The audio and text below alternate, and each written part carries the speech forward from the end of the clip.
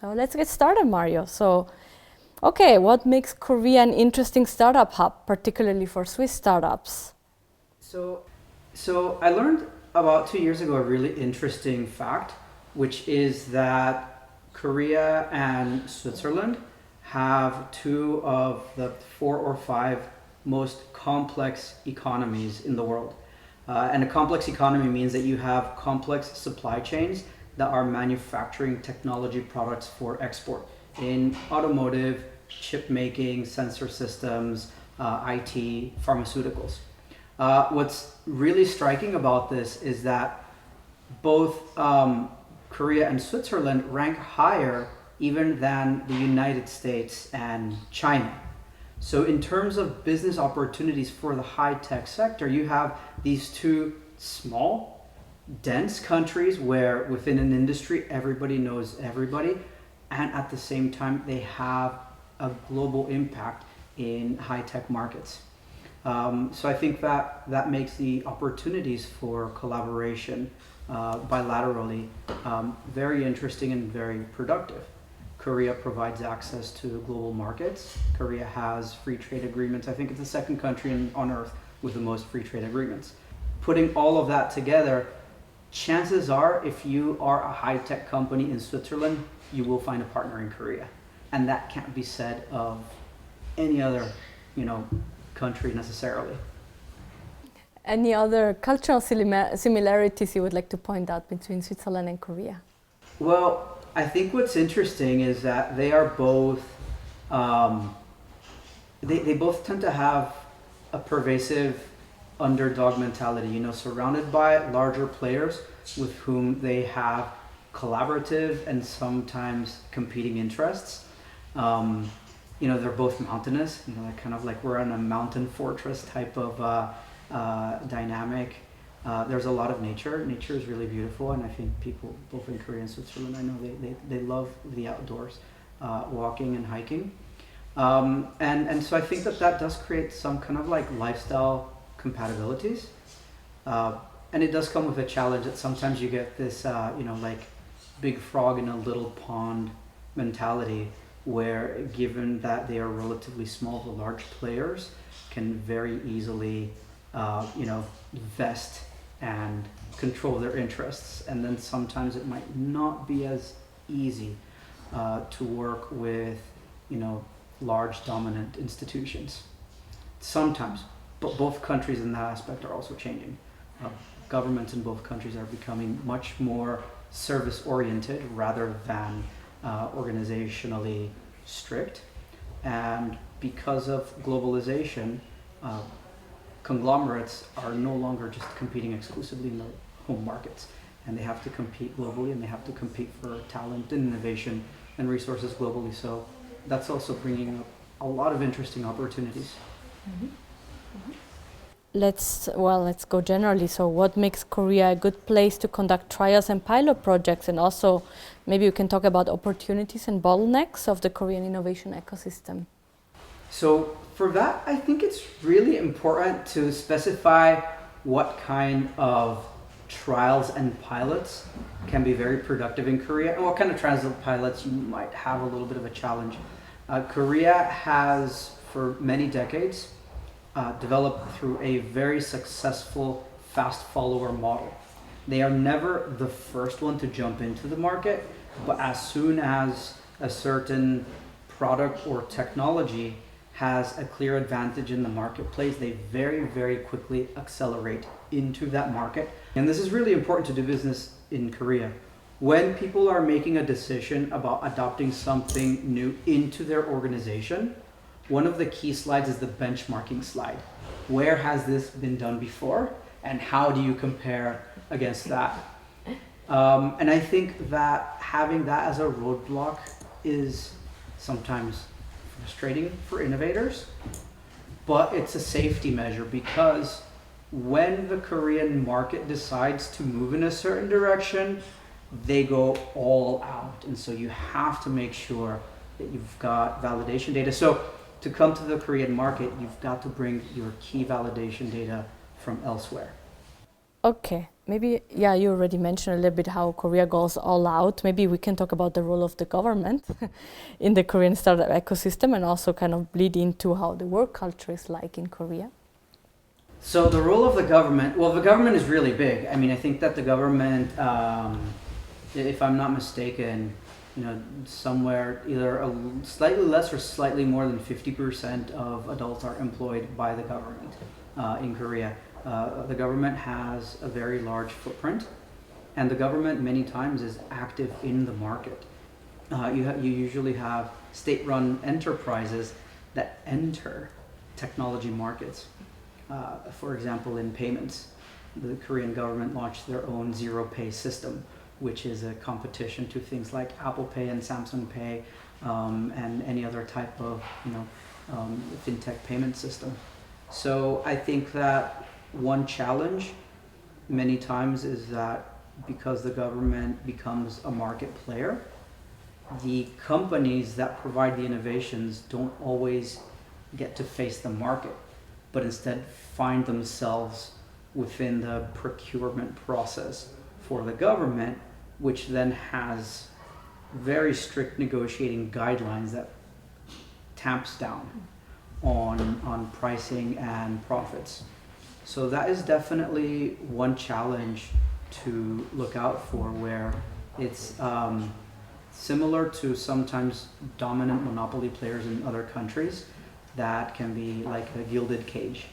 You've got a great product with a great partner who guarantees that it's going to enter the market, but at the same time it comes with many potential restrictions. One thing to look out for when you're in Korea is that certain markets, because of the excess participation and phenomenal resources that governments have, they tend to crowd out like market-facing activity. On the other hand, the Korean government has really changed dramatically. In the past, the government and the political dialogue was around protecting conglomerates that were viewed as national industries. And in the past, people would even say that Korea was the Republic of Samsung because the government couldn't do anything unless Samsung approved. And that has also changed dramatically. The wealthiest people today in Korea are not the heirs to the conglomerates or the founding families. It's now the technology entrepreneurs. And in that same sense, I'll give you an interesting fact. There was a law for imported raw material for beer. And this law said that if you're a small scale producer, you pay a higher tax, a higher import duty, specifically to prevent excessive competition domestically. And that was on the books for I don't know how long, and it was during the Park Geun-hye administration. They said, wait a minute, that makes no sense, because you've got smaller importers that can bring variety and vitality to the beer market.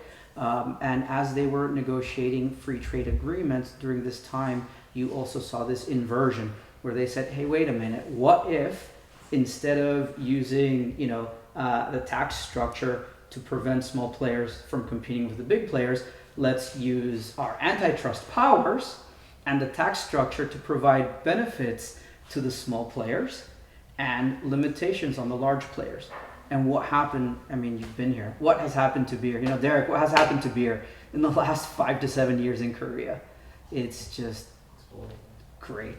You've seen this great explosion that really allows all of these creative makers, and these large conglomerates are now investing in acquiring recipes and intellectual property from the creative individuals rather than using their funds to sponsor political careers to keep structures in place.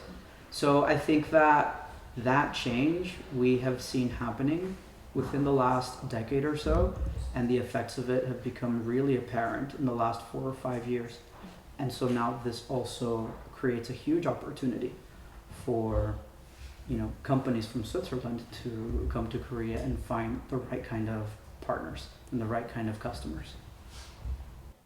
Okay, anything else about the work culture in Korea, like more, not big scale, more like day-to-day work culture? Or do you want to already move to the next topic? Well, If we can talk about the work culture, I think it's definitely a work culture in transition, and it's on par with what we also see as a global trend, where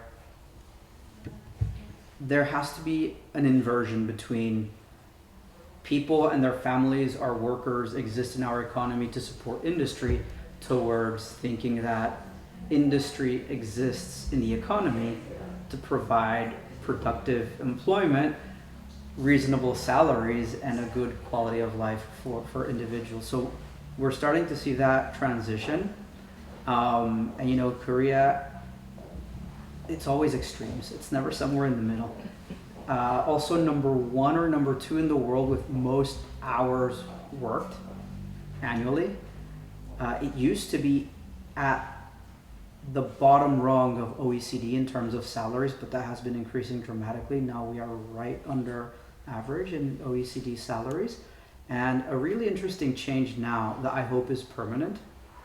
It used to be mandatory and required to go out for dinners and drinking with your boss or with your customers, and if you don't do that, then you are somehow disadvantaged, right, because you're not socializing. With the pandemic, that disappeared, and right now you are starting to see these two population groups split off. One group saying, I never want to do that again, and I do want to go out to dinner with my friends, with my family. I want to have a life in the evenings. And another group is saying like, oh great, back to company life. I miss my boss. I really want to go back to, you know, the hoeshik, the dinners. Mm-hmm. You also see this difference in terms of age. You know, so like Korea has a huge generational divide. It's not smooth. Mm-hmm. So you're going to see one older group that maybe reverts to mm-hmm. very intense work style. And then this, let's say the innovation sector of the economy that tends to be younger and more progressive, they are probably going to greatly liberalize the work style and work environment. So I would say that, you know, depends where you are, and hopefully it moves towards a more balanced work and life. Okay, maybe let's go back to what startups should expect, maybe in terms of logistics or just expectations when they come to Korea.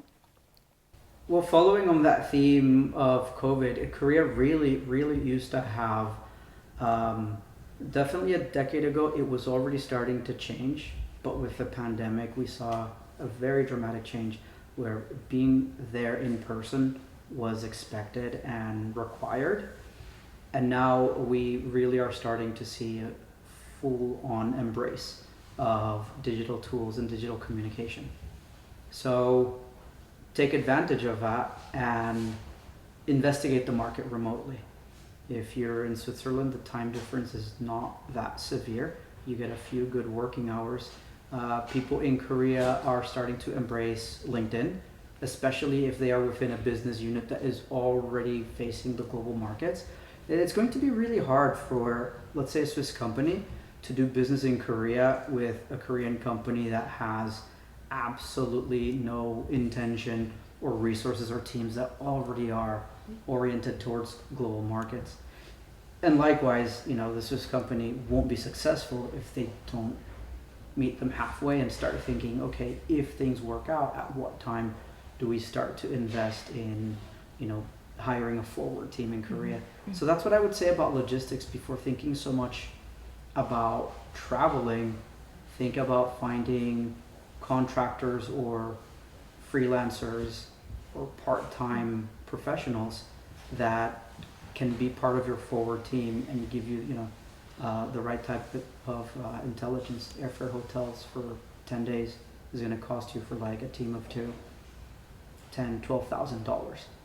That will pay 3 months of full-time work for one professional that will go and interview 100 customers.